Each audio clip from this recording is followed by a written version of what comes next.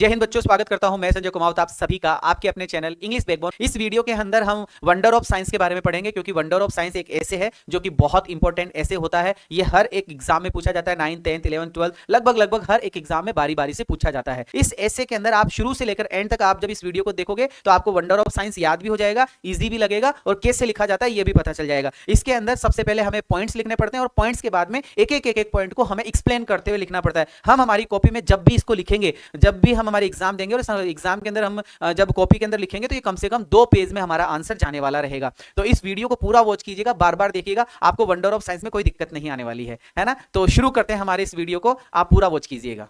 सबसे पहले लिखा हुआ है इंट्रोडक्शन। इंट्रोडक्शन के अंदर कौन सी चीजें हमें कवर करनी है अभी हम चेक करेंगे। इंट्रोडक्शन के बाद में हम बात करेंगे इलेक्ट्रिसिटी, क्योंकि हम वंडर ऑफ साइंस पढ़ रहे हैं। साइंस के वंडर्स कौन से हैं, साइंस के आश्चर्य कौन कौन से, उसकी बात कर रहे हैं। मींस ऑफ ट्रांसपोर्टेशन, ट्रांसपोर्टेशन की बात करेंगे। कम्युनिकेशंस की बात करेंगे। मेडिसिन सर्जरी की बात करेंगे। कंप्यूटर की बात करेंगे। एडवांटेज ऑफ और डिसएडवांटेज की बात करते हुए हम चलेंगे और कंक्लूजन की बात हम करेंगे। तो बढ़ते हैं आगे की तरफ। देखिएगा कि वंडर ऑफ साइंस के अंदर जो हमारा पहला पॉइंट आने वाला है सर, वो है इंट्रोडक्शन। आइए मैं इंट्रोडक्शन की बात करूंगा आपसे। इंट्रोडक्शन के बाद में हम बात करेंगे इलेक्ट्रिसिटी की, ठीक है।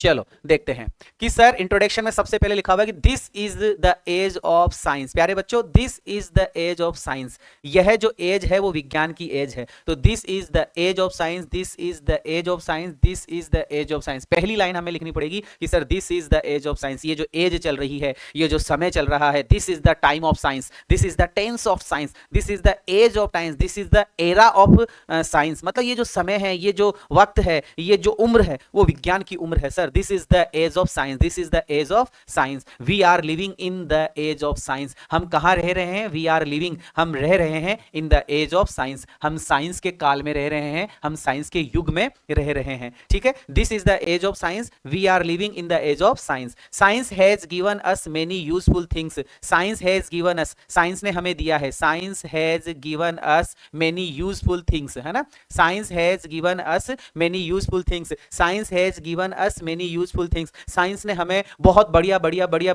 यूजफुल थिंग्स दी है। साइंस हैज गिवन, साइंस ने हमें दिया है। Science has given us, science ने हमें दिया है। Many useful things, many useful things, बहुत यूजफुल थिंग्स साइंस ने हमें दी है। साइंस हैज मेड, साइंस ने बना दिया है। आवर लाइफ, हमारे जीवन को, साइंस ने हमारे जीवन को बना दिया है। Science has made, science has made, science ने बना दिया है। आवर लाइफ, हमारे जीवन को इजी एंड कंफर्टेबल, हमारे जीवन को इजी और कंफर्टेबल बना दिया है। हमारे जीवन को क्या बना दिया है? इजी और कंफर्टेबल बना दिया है। वापस से एक बार फिर से देख लीजिए कि sir this is the age of science. ये किसका एज है? साइंस का एज है। We are living in the age of science, हम साइंस की एज में रह रहे हैं। Science has given us many useful things, science ने हमें बहुत सारी अच्छी चीजें दी है। Science has made our life, science ने हमारे जीवन को इजी और कंफर्टेबल बना दिया है। हमारे जीवन को इजी और कंफर्टेबल बना दिया है। ये है सर इंट्रोडक्शन साइंस का, कि साइंस के ये साइंस का एज है, हम साइंस की एज में रह रहे हैं। साइंस ने हमें बहुत सारे गिफ्ट दिए हैं, बहुत सारी उपयोगी चीजें दी है। साइंस ने हमारे जीवन को इजी और कंफर्टेबल बना दिया है। दूसरा पॉइंट था सर इलेक्ट्रिसिटी। लाइन छोड़कर हम इलेक्ट्रिसिटी का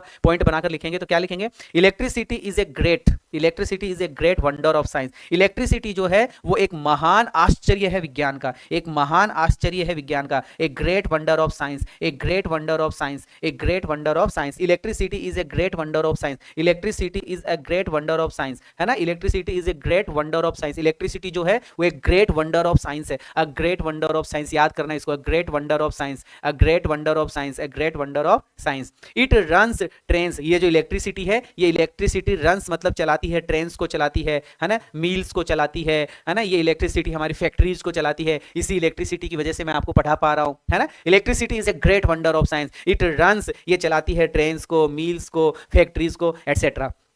it cools and warms our houses, ये हमारे घरों को ठंडा बना देती है। ये इलेक्ट्रिसिटी हमारे घरों को गर्म बना देती है। एसी लगाते हैं ना, एसी से ठंडा भी होता है, एसी से गर्म भी होता है। तो it cools and warms our houses, ये हमारे घरों को ठंडा और गर्म कर देती है। मॉडर्न लाइफ इज इम्पॉसिबल, भैया आधुनिक जीवन जो है वो तो इम्पॉसिबल सा ही है, असंभव सा ही है। Modern life is impossible without electricity, बिना इलेक्ट्रिसिटी के आधुनिक जीवन जीना तो भाई साहब कल्पना ही नहीं की जा सकती। Modern life is impossible, modern life is impossible, modern जो लाइफ है वो इम्पॉसिबल है। किसके बिना? इलेक्ट्रिसिटी के बिना। तो एक बार फिर से देख लेते हैं कि sir electricity is a great wonder of science. Electricity great wonder of science है। ये इलेक्ट्रिसिटी ट्रेन को चलाती है, माइल्स को चलाती है, फैक्ट्रीज को चलाती है, ये हमारे घरों को ठंडा और गर्म करती है। मॉडर्न लाइफ इंपॉसिबल है विदाउट इलेक्ट्रिसिटी। बिना इलेक्ट्रिसिटी के मॉडर्न जो लाइफ है वो तो क्या है भैया? इंपॉसिबल सा हमें लग रहा है। इसके बाद में आगे चले, अगले पॉइंट पे बढ़े तो अगला पॉइंट है means of transportation and communication. अब हम ट्रांसपोर्टेशन और कम्युनिकेशन की बात करने वाले हैं। आइए सर इस चीज को समझते हैं क्या लिखा हुआ है इसके अंदर कि sir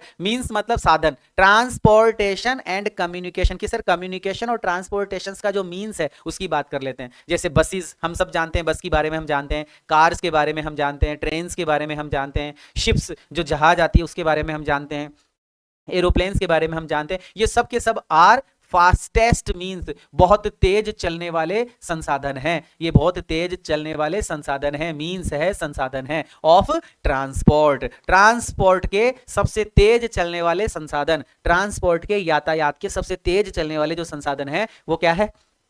buses, cars, trains, ships and aeroplanes. Buses, cars, trains, ships and aeroplanes are fastest, सबसे तेज। फास्टेस्ट मींस है superlative degree, fastest superlative degree. Fastest means सबसे तेज चलने वाले संसाधन है ट्रांसपोर्ट के। Man can reach any part of the world, संसार के किसी भी पार्ट में, any part of the world, any part of the world, संसार के किसी भी पार्ट में मानव, मैन मतलब मानव, कैन रीच, मानव कैन रीच, मानव पहुंच सकता है, any part of the world, संसार के किसी भी पार्ट में पहुंच सकता है विद इन आवर्स, कुछ घंटों में, कुछ ही घंटों में पहुंच सकता है। ठीक है। सेल फोन्स, ये जो मोबाइल फोन्स की बात होती है ना उसकी बात हो रही है। Cell phones and internet, cell phones और इंटरनेट हैव आवर लाइफ, हमारा जीवन बनाए रखा है भैया, है ना, हमारा जीवन है भैया। मतलब cell phones and internet have, cell phones और इंटरनेट ने हमारे जीवन को बना रखा है। We can talk to anyone, हम किसी से भी बात कर सकते हैं। We can talk to anyone, हम किसी से भी बात कर सकते हैं इन द वर्ल्ड, संसार में, एट एनी टाइम, किसी भी समय।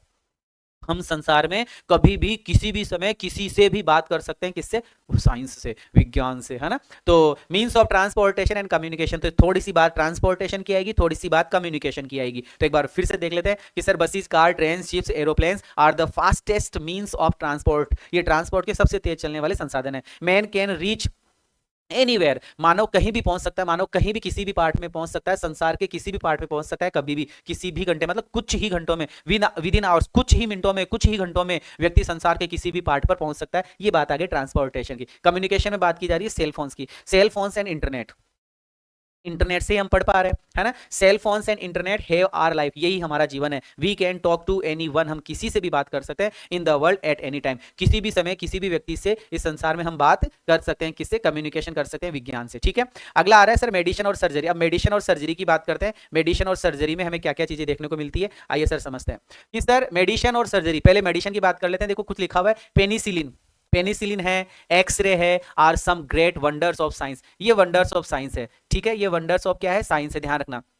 ये विज्ञान के आश्चर्य है, ये विज्ञान के क्या है? आश्चर्य है। क्या? पेनिसिलिन, पेनिसिलिन, एक्सरे एटसेट्रा, है ना, are some great wonders of science, ये साइंस के वंडर्स है। साइंस हैज कंट्रोल्ड, साइंस ने कंट्रोल कर लिया है मेनी फैटल डिजीज, बहुत घातक से घातक, फैटल मतलब घातक, डिजीज मतलब बीमारियों को। भैया साइंस ने कंट्रोल कर लिया है, हेज के बाद में third form, science has controlled, साइंस ने कंट्रोल कर लिया है, साइंस ने नियंत्रण कर लिया है, विज्ञान ने नियंत्रण कर लिया है। किसको कंट्रोल कर लिया? Science has controlled many fatal disease, भयंकर से भयंकर बीमारी को भी कंट्रोल कर लिया है, फैटल डिजीज को भी कंट्रोल कर लिया है। It has increased our life span, इसने, विज्ञान ने हमारे जीवन की अवधि को बढ़ा दिया है। जीवन अवधि, लाइफ स्पेन, जीवन अवधि, है ना, जीवन अवधि जो हमारे विज्ञान है, उस विज्ञान ने हमारे जीवन की अवधि को, हमारे जीवन के समय को, हमारी लाइफ को बढ़ा दिया है। तो penicillin, x-ray are some great wonders of science, science has controlled many fatal diseases, it has increased our life span, इसने हमारे जीवन की अवधि को बढ़ा दिया है। कंप्यूटर की बात करते हैं। Computer is a miracle of science. भाई साहब कंप्यूटर तो एक मिरेकल है, एक जादू है। कंप्यूटर इज अ जादू, है ना, कंप्यूटर इज अ जादू, कंप्यूटर एक जादू है, एक मिरेकल है ऑफ विज्ञान, विज्ञान का जादू है computer. Computer is a jadoo of science, computer is a jadoo of science, computer is a miracle of science. It can do complex calculation within seconds, भैया कुछ ही सेकेंड्स में, कुछ ही सेकेंड्स में, है ना, it can do complex, it मतलब यह है कैन डू, कर सकता है, कॉम्प्लेक्स से कॉम्प्लेक्स, जटिल से जटिल, कठिन से कठिन कैलकुलेशंस को कर सकता है विद इन सेकंड, कुछ ही सेकंडों में कर सकता है। It has really saved our time, वास्तव में इट हैज रियली, रियली मतलब वास्तव में, इसने वास्तव में बचा लिया है हमारे समय को, विज्ञान ने हमारे समय को बचा लिया है, हमारी एनर्जी को बचा लिया है और हमारे एफर्ट्स को बचा लिया है।